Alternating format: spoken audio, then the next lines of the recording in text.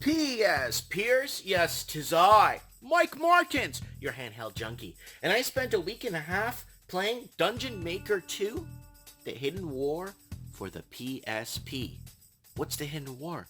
What's going on? Anyways, let's take a look and see what I found out. Dungeon Maker, The Hidden War 2 for the PSP. Build, design, destroy. The evil that lay dormant is now beginning to stir. Ferocious beasts have invaded your lands and threatened the livelihood of its citizen. Delve deep underground and create a ground dungeon to lure the evil beings of their doom. Become the hero that will shed the light upon the shadow to bring about peace. Build, expand, and furnish your underground labyrinth. Lure monsters and vanquish them. Summon powerful spirits to annihilate your foes. Use various elemental spells to devastating effect. Transform your mystical pet, Genju, into a vicious monster to assist you in your battles. Dungeon Maker 2, The Hidden War, is obviously a sequel to Dungeon Maker 1. This one has a little bit more spice, a little bit more better music, better graphics, a lot more slow burn. I realized from part 1 and part 2 that this game, there's more rules, more things to learn as you proceed in the game. The slow burn aspect of it is kind of a letdown.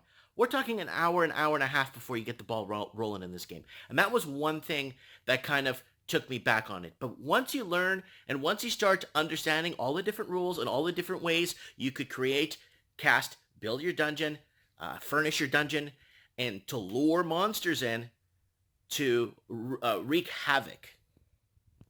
So what's the deal of the game? Well, it's a celestial battle. Let's go back 7,000 years. According in the game and mythical historic history of the game, the Revenger basically wreaked havoc on the townsfolk, all the people. So what did the gods do? The gods placed mountains on top of them to stop them digging into the celestial plane where the humans are. And fast forward 7 or 8, I think, centuries, according to the story, you start to in a town. Let's start it out like this. You start off in a little town, a cute, quaint little town, and these beautiful animated folk are there to kind of help you on your way. Oh, you're a dungeon builder, I see. You're okay, welcome to our town. Typical type of introduction. You get into the town, you start roaming around. You start buying corridors. You start buying rooms. You start buying designs. You start buying plans. You start buying furnishings. You start leveling up. You start making allies. Now, how does it work? Well, you're probably wondering, okay, like, what do you do?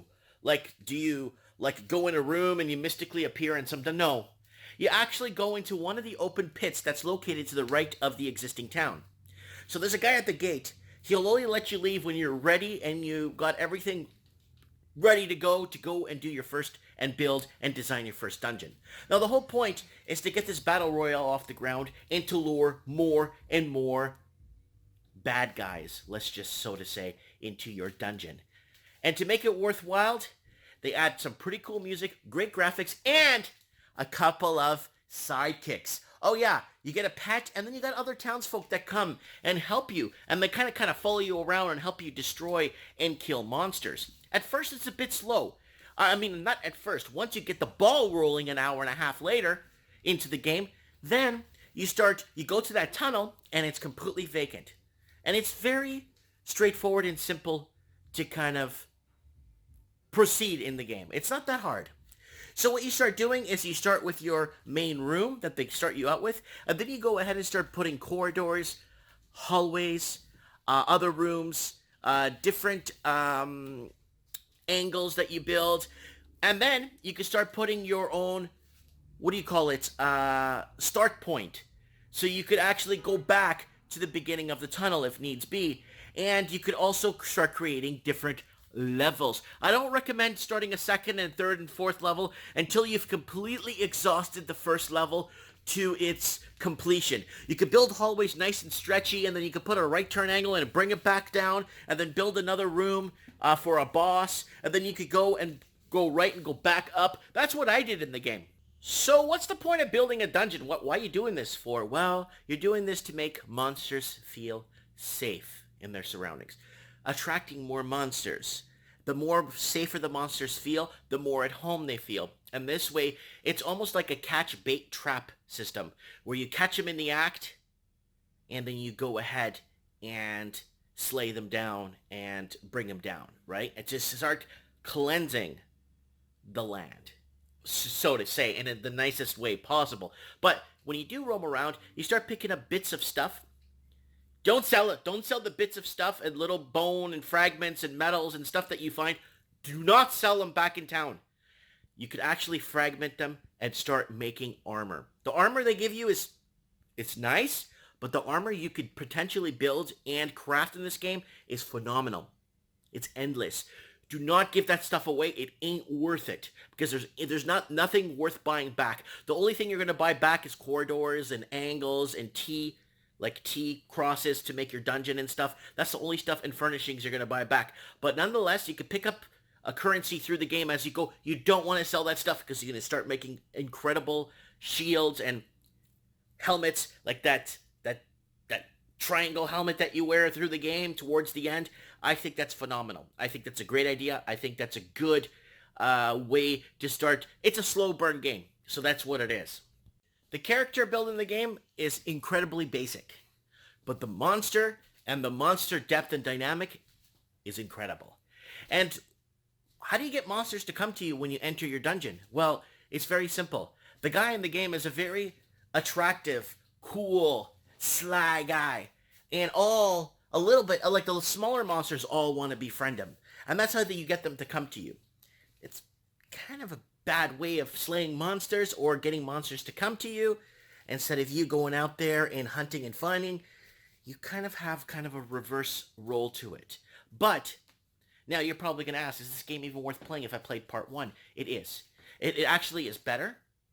The cinematics, the music, the storyline is a lot more in tune that I found from the difference from part 1. Part 2 is more in tune. The slow burn, the hour and a half at the beginning is very slow. That's the only thing you got to sit through. But once you're in and about, I think it is rewarding. I think the game is worth it in my opinion. Yes. It's worth it. Sorry, I went to go pick up the game. I had to pause it. But yes, the game is worth it.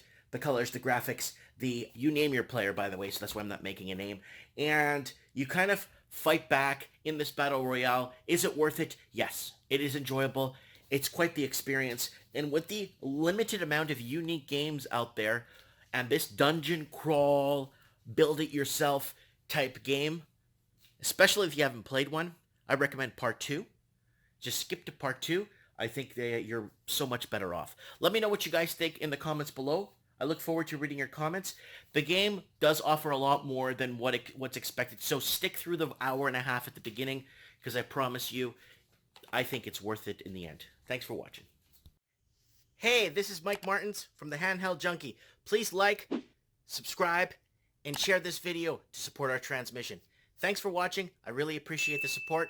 Look forward to reading your comments below, and comment below if there's a specific handheld game you want me to review. Thanks for watching.